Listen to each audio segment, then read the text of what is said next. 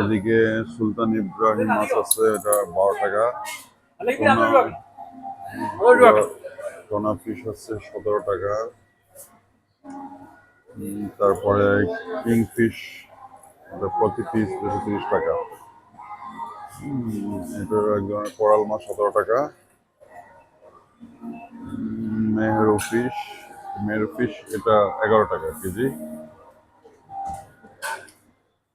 তারপরে তেলাপিয়া আছে 9 টাকা। এখানে বিভিন্ন ধরনের তেলাপিয়া আছে। এবার চলে আসলাম মাংসের মার্কেটে। ডাক, হাঁস 11-12 টাকা কেজি, একদম প্রসেসিং মানে কমপ্লিট করা। চিকেন আছে 14 টাকা।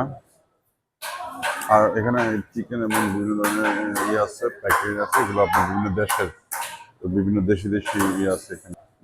তারপরে চিকেনের আরো বিভিন্ন দেশের পা, গিলা, কলিজি আলাদা আলাদা করে আছে।